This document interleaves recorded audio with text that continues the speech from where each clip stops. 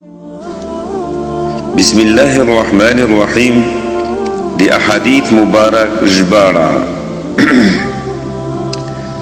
حضرت عبد الله بن عمر رضي الله تعالى عنه مقتدي رسول خدا صلى الله عليه وسلم ډېرې قیمتي خبرې، ډېر قیمتي الفاظ، د زندګۍ د تیرونو طریقه، د مسلمانو خپل منځ کې الفت او د محبت یو نصیحت، د مسلمان د عزت او د وقار هغه معلومات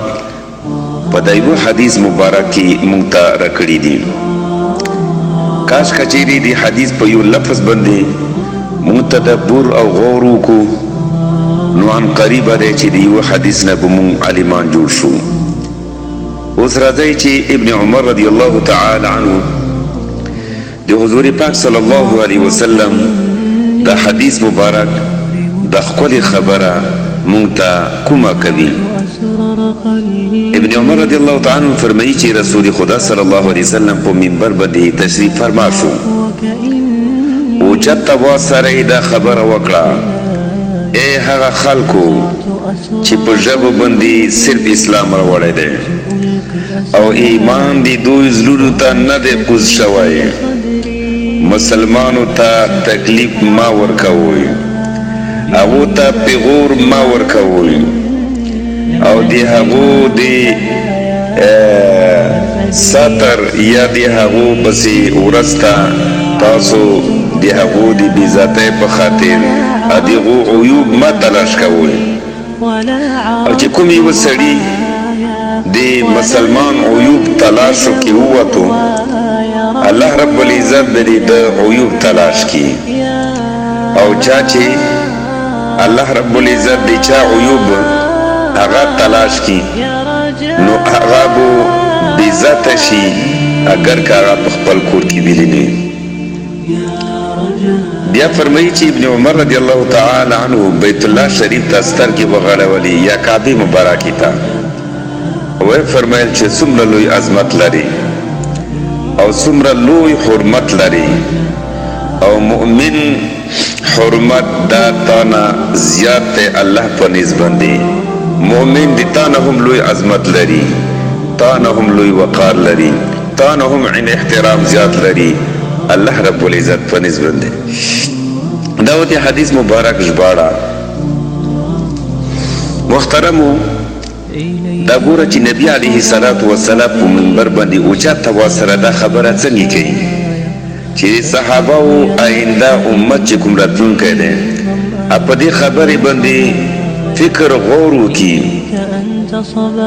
چې هر هغه سړی چې صرف په ژبې باندې ځان ته یې چې زه مسلمان یم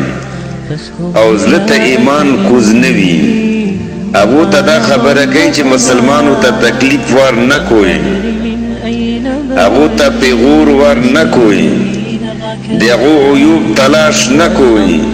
چې د هغو عیوب پسې ووځئ چې دا کوم عیب وکې دی، دې کې کومه خامي وکې دی او هغه بیا خامي خلکو ته ښایي چې دا کې دا عیب وکې دی. او همدارنګې د سړي دا عیوب دي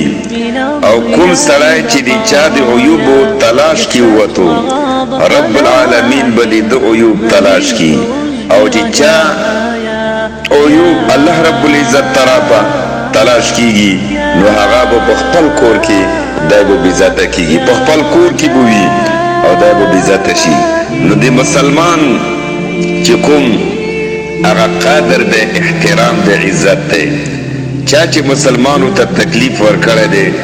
رب العالمین دی مرګ نه مخکې مخکې نیولی دی، او چا چې مسلمان ته بد لیدلی دی رب العالمین دی هغو نه بدله اخیستی دی. چا چې مسلمان ته پیغور ورکړی دی او پیغور باندې خلک مړي کوي، مسلمان خاص کر د موږ پښتون قوم، او چا چې پیغور ورکړو او چا چې د بل مسلمان عزت وقار احترام او د هغو عیوب پسې ووتو چې دا عیوب زه تلاش کړم او دا خلکو ته زه وښیم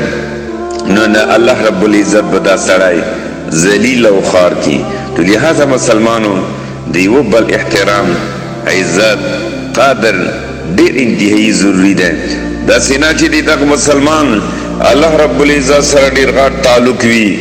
او لسونه به اوچت کړي وي دماغ دستا هر څه به په یو کې له کړي وي نو لہذا مسلمانه د مسلمان قدر وکا احترام وکا او داغه کافر چې دولتمند دي هغه ته هغه نظر ما کوي چې کوم نظر ته مسلمان ته کوي نو مسلمان ډیر لوی عزت لري مسلمان لوی قدر لري کچېری مسلمان نه وای دغه کافرو بو خوراک نه وکړای د ځمکې کې دی وسیدنو قابل نه و نو لہذا دا د مسلمان برکات ته چې دای په دنیا کې خوراک کوي رب العالمین نه دعا ده چې موږ او تاسو ته ښه صفات نصیب کړي واخر دعوانا ان الحمد لله رب العالمین عفوك إني للنور مدت يداي نزعت أسرار قلبي وجئت ألقي أسايا رباه عفوك إني للنور مدت يداي